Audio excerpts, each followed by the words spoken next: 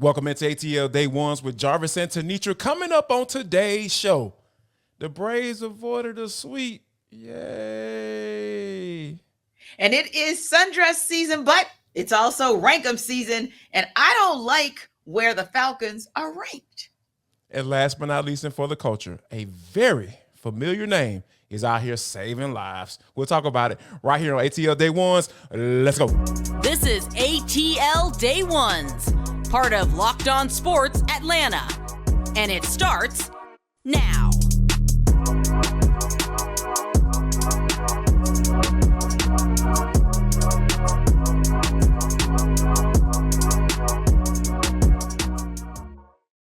I want to start off by saying thank you for making ATL Day Ones your first listen of the day. Remember, we are free and available wherever you download your podcast. And wherever you download your podcast, make sure that you leave us a 5-star review. We really appreciate that from you in advance. That's how you spread the word on ATL Day Ones. It is part of the Locked On Podcast Network, your team every day. The Braves avoided the sweep.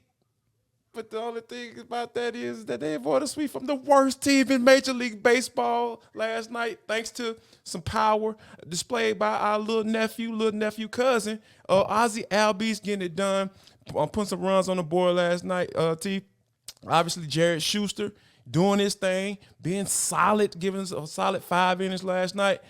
But the thing about that is, it was good that they got the win, I feel. But I think there is something to say about how the Braves played in the month of May. And I think that we kind of understand what those factors are, right? But are you more concerned about them almost getting swept by the A's, or is it a matter of the overall aspect of how they did in the month of May? I really like what you're saying about the overall aspect. It was almost like, you know how there are times when teams go on the road. I'll give it that example. I know they're on the road now, but hear me on this one, where we say, hey, look, if you come back 500, we're good. You come back home 500. I think, to me, the month of May was almost like that for the Braves. With every player who went down, it felt like every position. I know it wasn't, but it felt like every position they took an L. But of course, the most important one, which was on the mound. I mean, that's where the questions were. So to me, yeah, exactly. So you lose Max Fried, you lose Kyle Wright. That's the thing that makes you literally, and then even you get back Raisel Iglesias, and he's not quite looking like Iggy. Those are the things that start to make you just get a little bit shaky and a bit concerned. And of course, AJ Minter still doing AJ Minter things, at least until last night. Give him credit. But like you said, for the month of May as a whole, it was one of those where I just wanted the Braves to just get out of the month. Like, can they just get out of the month unscathed? I'll be honest, Jarvis, the fact that they are out of the month of May, and this week you and I have not spoken about anyone else of, starting ilk going on the IL. Hey, I'll take that as far as the Braves having an opportunity to rest today, reset themselves to start their campaign for the month of June tomorrow in Arizona. And then let's talk. Let's see what's cooking in June. But yeah, honestly, Jarvis, at this point, I just wanted him to get out of May without another without another player going on the IL. Right, another day without another day that it can keep everybody on the roster healthy. Yes. That's going to be the mantra. That was the mantra for the month of May. So I think that, I was, like I said, I was definitely excited about them getting the dub last night. But I think overall, looking at it, and it's weird because they've been really good on the road this year. And when you think about, how they came up against the Oakland Athletics, the A's, it just was. It's like, okay, who is this team and what's going on? And because they've struggled a lot more at home. And obviously with the Mets series coming up after they finish up in Arizona, that's going to be very important as well because, at the end of the day, they're 10 games over 500. And I think that, the Braves are doing what they need to do. But like you said, it's hard not to kind of pay attention to what's going on. Hey, you lose Kyle Wright, you lose Max Fried, and you're struggling trying to figure out who's going to be, pitching. And then you have all these doggone bullpen games. We know Brian Snitker doesn't like doing those. Right. And we don't like doing those either. Like we said death to bullpen games on this show. Like I think we can both agree on that part. But, but when you start to get out of the month of May with a win, finish up and avoid the sweep, and now you're back in a place where you got a day of rest. Make sure you take advantage of that, and then get started with Arizona, who's playing pretty solid, in the NL West this year. So I think that's going to be something that they can look forward to and start to get back on track. Right. And remember, this was kind of the mea culpa last year, right? Right around that Diamondback series was where they had that come to Jesus conversation and then went straight off. What was it? 14 wins in a row. Oh, gosh. So, hey, listen, sometimes you have lightning strike twice. So maybe lightning will strike twice. They'll get to Arizona. We'll see them slowly starting to reset, and then they'll become that Braves team that went on that tear in June and, of course, went on to win the division. And we know how successful a back end of the season it was for the Braves back then. Maybe again this time. And A.J. Minter even said it himself. He's like, hey, at the end of the day, we are in a better space than we were last year. So, hey, got to take it for what it is, especially when the players are thinking like that. Now, speaking of players, how about this? There's going to be some players on the court tonight, T. The NBA Finals is going down. I don't know if you heard, but the Joker, Jimmy Butler, and it's finally here because, the Boston and Miami series took a little bit longer than it should have, in my humble opinion. But when you take a look at this series and start to think about, like, okay, how this thing going to play out, are the Miami Heat going to be exhausted, or is Denver had too much rest? Have they had too much time off? And you started looking at this series, and I started thinking about it. I was like, okay, like, I understand how the Miami Heat are playing. And I get it. But I think that when you look at who could be the X factor in this series, T, I know I got my pick. And I think I might have an idea of who yours might be, but who is your X factor for this series? It's okay, if this player X plays well, they can X team can win this series. Yeah. For the Nuggets, as long as Jamal Murray shows up, because we're going to assume Jokic. Exactly. So we're going to assume Joker and buckets, you guys are going to do you, right? There may be moments where you're contained, but not likely to be stopped by your opponent.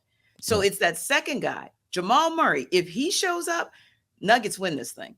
Nuggets win it. And I'm talking about, we always call him Playoff Jimmy. Playoff Jamal has been lights out this postseason. And if you think about the moments when the Nuggets fell short of the NBA Finals in years past, or the conference finals these last couple of years, it's been because Jamal Murray's been injured. He either hasn't been himself 100%, or he hasn't been available, period. So I'm going with Jamal Murray for the Nuggets, and I'm going with Bam Adebayo for the Heat, because he has his work cut out for him guarding Nikola Jokic, but he's going to have to find a way to at least give him some fits, slow him down, make him think a little bit, especially when you think about his ability to facilitate. When he goes out as a center, as a facilitator, yes, he is. So, when he goes out there to facilitate, or he goes out there to take that deep ball, just make sure you contest. But more importantly, Jarvis, when you dig down into the box score of the two times they met in the regular season, yes, the Nuggets won both of those games, but 5 points and 4 points respectively. And guess who had monster games both times? Bam Adebayo. Bam Adebayo had 26 points. 26 points, 10 rebounds, 5 assists. So he can be a facilitator as well. And then in that second game, 19 points, a little bit lower on the rebound space, 2 rebounds. But again, if that Bam Adebayo shows up versus that guy we saw in the Celtics series, the Heat have a serious chance to get this thing. I'll agree with you on Bam Adebayo. That was my pick as well. Because here's the thing. Like, going back to Game 6 of that match against the Celtics, that said something. That said a lot about where the Miami Heat are as a team, because they were still in that game, T. Like, it took a miracle by Derek White of tip-in for them to beat them, and Jimmy Butler played awful. He didn't start playing till like 4 minutes left in the fourth quarter, and then Bam just never.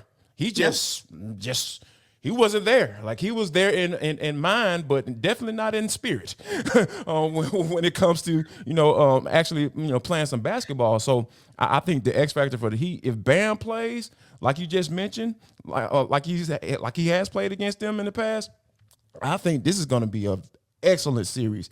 Yeah. But on the other side of things, I'm going to go with the obvious here. I'm going to play Captain Obvious on the Denver side. I'm going to go with Big Joker, because Big Joker, he made a really good case for winning 3 MVPs in a row. You know what I'm saying? Like, he's been the best player in the NBA for the past 3 years. And a lot of times, and I think a lot of times people don't recognize that or realize that because he plays for the Denver Nuggets. If he's playing for the Los Angeles Lakers, this is not even up for discussion. Or if he's playing for the New York Knicks, it's not up for discussion. Like, he will be the guy. Or if he's, playing with, the Dallas Mavericks alongside Luka Doncic, they getting all that press now because of, that international star that he is. So I think that, him being in the Denver market, that's probably why he's not being looked at that way. But I think he has to play like the MVP. And I think that he has to be the triple-double guy like he's been throughout this entire playoff matchup. So I really wholeheartedly believe that, if those 2 guys got it going, Bam and Joker, this is going to be a very interesting series, and I'm definitely looking forward to going 7 games for sure.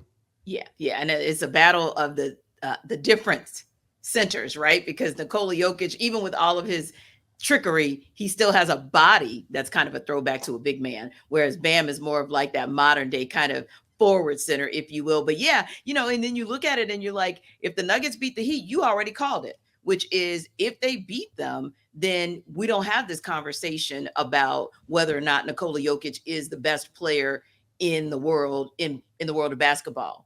We don't have that conversation anymore. Right. If the Heat beat the Nuggets, we also don't have the conversation probably about the greatest playoff run in the NBA history, because honestly, the only other one I can think of, and of course you and I, it could be generational, but it was that Rockets team that was, I believe, the 6th seed, lowest seed to ever win an NBA championship. That's the only other one I can think of, but I think even that would pale in comparison because they were at least champions the year before.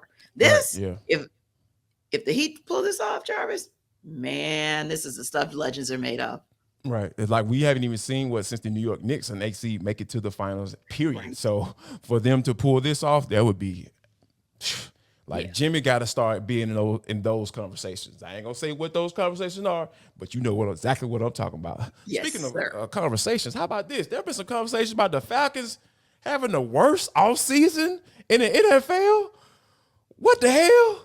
Woo, we'll talk about it. But first, got to let you know that this episode is brought to you by FanDuel. It is the #1 sports book in America. Guess what, guys? Make a fast break to FanDuel right during the NBA playoffs. We're just talking about the final start tonight. So what are you waiting on? You need to go and get this bad boy now. And guess what? If you are a new customer, they got the hookup for you. They got the no sweat first bet up to $2,500.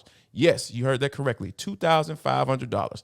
That's $2,500 back in bonus bets if your first bet doesn't win. This is a safe and secure app. You don't got to worry about no foolishness, and you get your money right away. So all you got to do is just go to FanDuel, and there's no better place to bet all the playoff action than America's #1 sportsbook. So stop playing around. Stop wasting time. Visit FanDuel.com/lockedon and get a no sweat first bet up to $2,500. That's FanDuel.com/lockedon. FanDuel.com/lockedon. FanDuel, official sportsbook betting partner of the NBA. Yeah, this might be one where you want to do what Jimmy Butler does. He bets on himself and he bets on his team. I would not be shocked if they found a way, if the Heat found a way to win game 1. But you want to know what was shocking to me? And listen, Jarvis, when I read articles like this, I can remind our ATL day oneers, our everydayers, that I'm not a fan, right? I cover the team. I cover the Falcons. The Steelers are my heart and soul. However, there are certain things that I will say are offensive and head scratchers, even as an objective member of the media.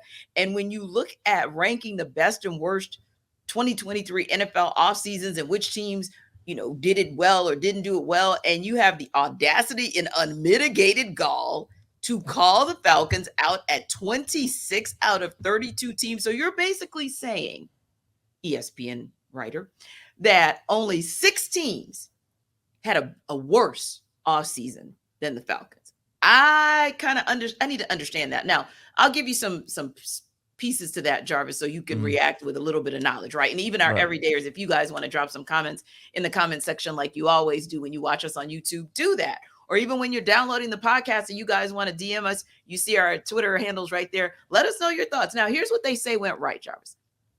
The Falcons used their newfound cap space to address the defense. They have fielded an above average defense just once over the past decade. They've ranked 30th in the league in each of Arthur Smith's first 2 seasons as coach, in part because of the cap restraints. So they go on to say, good look, Jesse Bates, Calais Campbell, David Onyemata, etc. What went wrong? Is this a long-term solution? Bates is great, but can you say that about anybody else? Campbell's 36, Onyemata and Dupree, 30. Dupree missed some or all of his 15 games, the couple seasons that he was in Tennessee. So that's what they're predicating this on, along with question marks around Ritter and whether or not Taylor Heineke is the appropriate backup should he have to get it done for the Falcons. And then they say what's left to do. And, they go on to talk about working deals with the likes of AJ Terrell. To me, that's asinine. I don't see why that's a part of this conversation. Yeah. Because as a negative, like exactly. Right. There you go. Like this dude, 5th-year option pickup, not even a conversation, going after him with all guns blazing. I believe that's going to happen. He's earned his keep. I just saw something, Jarvis, I forgot to share with you. But for example, Pro Football Focus dropped some stats, and the guys to watch include AJ Terrell, Drake London as well. So my thing is, miss me with that piece of it, but I got to get your reaction, Jarvis, on why, for me, it was the what went wrong. All right, so where do you start? Where do we start? First of all, I'm gonna say his damn name, Bill Barnwell. So listen up, player. When you start talking about ranking off seasons, right? What are off seasons all about? Filling needs. Yeah. Filling needs. How you feel those needs, that's up to you. And we even talked about it too, T. Because, hey, we were all defense and everything like that when it comes to the NFL draft. We were all talking about how, hey, they need to go after this guy. They need to go after this guy. And we were solely focused on the defense because we felt like the offense was in a good space. Mm-hmm. And then when you start to gather everything around, you start seeing what the Falcons were doing. It was like, okay, maybe, I would like to have a younger guy in that defensive end spot, / edge spot. But you are feeling what a need for this year. Because at the end of the day, like, we can't look towards the future because we don't know if Desmond Ridder going to be the quarterback of the future. So, hey, they are trying to get into the playoffs. That's what their goal is, and that's what they're working towards when they're making all of these moves. So, but I think one thing that I noticed in this article, T, because, your boy had to go all the way through this thing. I was like, why is this dude so anti? And I found it out. He didn't like the Bijan Robinson pick. He didn't like the pick. That's right. He did not like that pick. And I get it. Because guess what? I didn't like the pick. You know what I'm saying? But I've come to the conclusion now that I like the person. And all he has to do is perform, and I'll be cool, right? As long as he performs and be the guy that everybody thinks he's going to be in the NFL, I'm cool with that. However, like, I think Bill Barnwell needs to understand, like, all they had to do was go out and get this defense right. They got a new system coming in with Ryan Nielsen. They got an experienced assistant coach to help out the back end of their defense. And Jerry Gray, who Tenitra is going to talk to, by the way, tomorrow. So, we're going to have that exclusivity right here just for you. It's just for you. That's all we do this thing for. It's for you all. So, Bill need to understand that, the Falcons did exactly what they were supposed to do. They filled needs. They got the guard that they needed because we were tired of that whole round robin of situations going on there. And they got Bergeron right there. They added another weapon on offense. So they surrounded Desmond Ridder with all the weapons. So guess what? At the end of this year, we'll know exactly where Desmond Ridder stands and what his status will be going forward for this team. I agree. And when you look around the entire league, the last several years have shown you the success that you have with a win now mentality if you pick the right players and they're able to peak in certain spaces, right? So I'm thinking about Von Miller going to the Rams. And I'm thinking about Ndamukong Suh going to the Bucks and Tom Brady going to the Bucks. The teams that have been winning outside of maybe the Kansas City Chiefs, they are probably the team that's been winning with youth, right? But everyone else kind of has leaned in the direction. Eagles, like another prime example. Yeah, right. So I'm like, the teams that have leaned into, let me get the veteran, let me get one more or two more good years out of a future Hall of Famer or a borderline Hall of Famer in order to get us to the big game or to actually win it. That's a formula that's worked. the last few years. So why wouldn't the Falcons try to do the same to pick up the likes of Calais Campbell and even him throwing out, David Onyemata and being 30 or whatever? I mean, 30 is still a lot of years left in the tank. So I felt like that was a bit of a stretch to kind of say, we're not talking about a running back here. No, that's what I was going to say as well. We're talking about a guy on defense here. We're not talking, like you said, we're talking about a nose tackle at the end of the day. I'm going to just go with that guy has a little bit more tread on the tire than if we were talking about, say, now if he had mentioned Cordero Patterson, okay, I give you that. That's absolutely. Yep. But the fact that you mentioned Onyemata and Bud Dupree, tell me that David Onyemata, you're looking to see if he's going to give you as much productivity as he has the past couple of seasons, because it was like a spike, if you will, relative to where else he was. Tell me with Bud Dupree, and he did mention the injuries, but lead with that. Don't lead with the age, because again, the template is set. If you're not Kansas City or you're not Philadelphia, every other team around this league, even the Bills, think about it, everybody, the Ravens, all of these teams that are trying to go after it, get after it, they're looking at the guy who has 1, 2, maybe 3 more years of good, if not greatness, left in the tank and saying, I'm in win now mode. So that's why I think for me, that article kind of made me feel some type of way, because I simply didn't feel like it was based on enough for the Falcons to be in the bottom quarter of teams and their moves in the off season. Even if he had them in the top half, Jarvis, I might scratch my head, but I might go, okay, I'll give you that, because all of this is still on paper. But by all accounts, including yours and mine, people who, watch this team and cover this team every day, our accounts would say at least the top third. Yeah. Like top 12, you know what I mean? Yeah. Like I will put them up in that category, because I think that when you think about, like you said, filling needs offseason, that's what it's all about, right? Yes. And then once the pads come on in the summertime, this summer, you'll understand how it all's going to come together, if it's going to come together.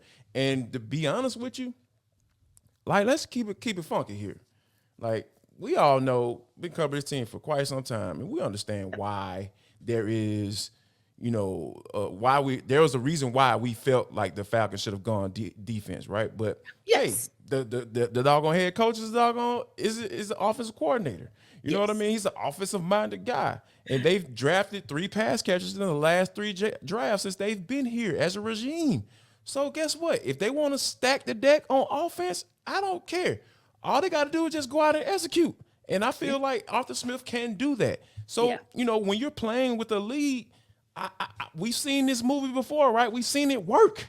We've seen it to the tune of getting to a Super Bowl and being on the brink of before all that stuff happened. You know what I'm saying? I ain't going to bring that up because, I get a little emotional when I start talking about that type of stuff. But I think right now you have to look at it from a standpoint of the Falcons filled their needs and they stacked the deck on offense. And if you're stacking the deck on offense, as long as you execute, I'm cool. Yeah, same here. I think that's going to be the telltale. And remember, the Eagles and the Chiefs were kind of juxtaposed, but so I'm going to take the Eagles out of my comment for a second. But if you look at the Chiefs, you still see a team in the Chiefs that has always had a solid defense, and they do get home. There Chris it Jones, is. one of them. There it is. They've always had a solid defense, but you have a Houston or a Jones who's always, they've always had that one guy, right? Yeah. Who could affect just enough, and the rest of that defense was, brought along for the rider. Sometimes it was Tyrann Mathieu. Sometimes it was, So they've always had. So to me, if that's the blueprint that the Falcons are somewhat going after, like they have solid guys, right? But anybody could be the guy now that they put this together. It could be AJ Terrell again. It can be Grady Jarrett again. To me, that's a good formula for success. So when I saw that, I thought, I got to share this with Jarvis, because 26 to me just seemed a little bit narrow, seemed a little narrow-minded on the thought process around it. And again, simply because when I saw the rationale, I said, that's just, I can't make that math make sense. So, but anyway, if the math makes sense to you, everydayers, let it be known. Tell us in the comments when you check us out on YouTube. And don't forget, wherever you are in and around the city, you want to drop this podcast, go ahead and download it, because we're a cool listen all up and down the A. Appreciate you guys for that support as always. No doubt about it. But T, This is For the Culture. It is the intersection between sports, entertainment, the culture, and sometimes whatever the hell we want to talk about. Because that's just how we get down on this show. Today is no different.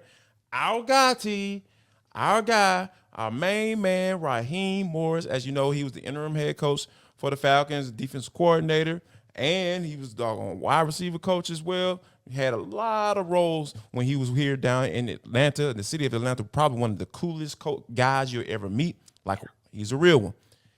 He's in the news, and for all good reason. There was a 3-year-old boy that was drowned. That had started to drown, and they had went over to save him. And Raheem Morris was a big part of that, right? Because he had the AED training, and you know that with the AED training is some of the CPR and all that stuff. Like all of this got implemented when Damar Hamlin had his issues, right? So they had gotten that training, and Raheem Morris credited to that, and they were able to save the young man.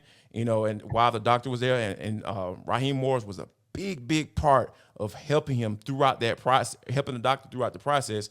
Because that sense of urgency is real in those moments, because the young man, he was breathless once they pulled him out of the water. So yeah, shout out to Raheem Morris out here saving lives. What is, man, and the NFL too for implementing those, making sure that those guys are trained in those areas. And the timeliness of it, because these are the types of things where, there's a lot of hoopla sometimes when things happen like they did to Damar Hamlin, and then there's really no follow-up, right? So for that training to have been implemented in such a timely manner, you're absolutely right. You got to give credit to the league first and foremost.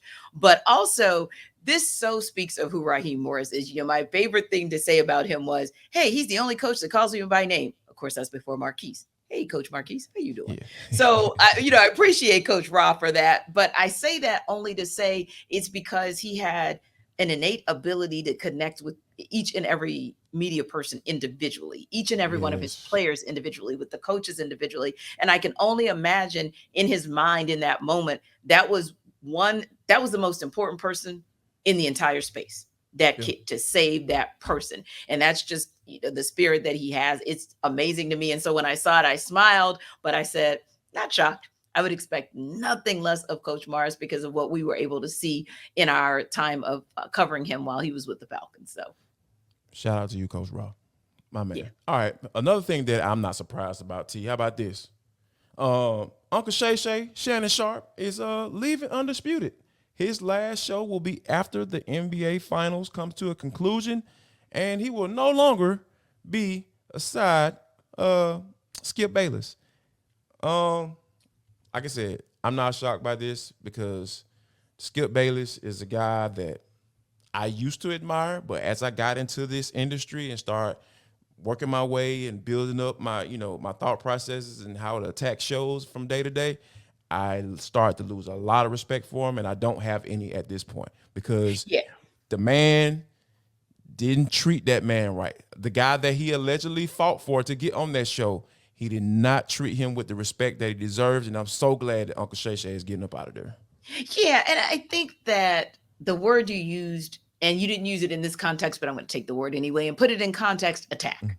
Everything when I watch, and I know these are some shows that like it's a battle, right? It's always a battle on First Take, and it's always a battle. Concocted, yeah, exactly. And some of it is definitely concocted, but I can't say that I've ever watched a show where Stephen A. Smith nor Shannon Sharpe went at Skip Bayless with malicious intent.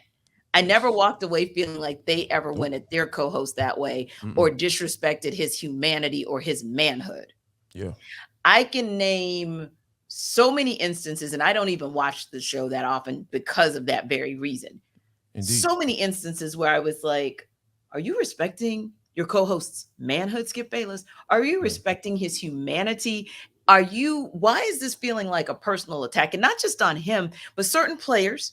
It felt like it is and has always been a personal attack. And I'm just not here for that. I understand that type of journalism is maybe not the purest form of journalism because it is about, the rah-rah and getting a reaction. But Jarvis, I'm also about, do you have to get it at the expense of another person? Yeah. Because to me, that minimizes who you are. Yeah. Because you have to one up the other person, and you have to demean and minimize who they are To try to in build order yourself for up. yeah. Mm-hmm. And if that's the formula, miss me with that one. So yeah, I look forward to whatever we're going to see, because I enjoyed the majority of Shannon Sharpe's takes on everything. There were only one or two things where I vehemently disagreed with him, but I have a lot of respect for what he was able to bring to the table in his own little shay way. And I really, really hope that we get an opportunity to see him on another platform, because I do think there is a space to be filled by him. No doubt about it. And he's already got one going on, and he was able to grab that up under the umbrella of FS1, the Club Shay Shay.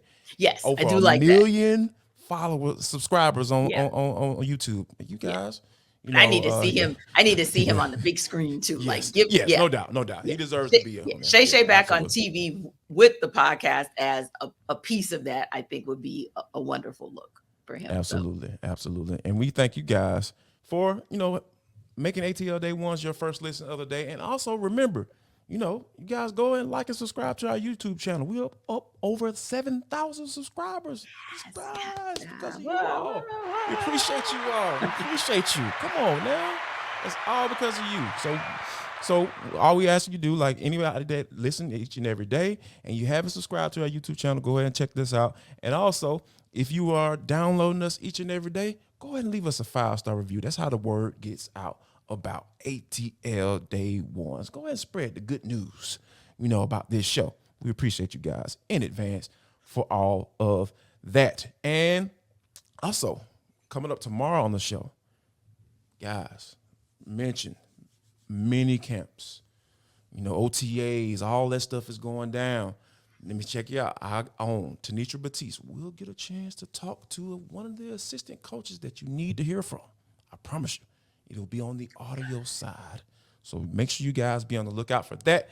And also, we'll be downloading tomorrow about the NBA Finals and everything like that. So make sure you guys come back tomorrow, because we will have a good one just for you. And last but not least, before we get out of here, if you don't do anything else for the rest of the day, make sure that you share love, show love, and most importantly, spread love.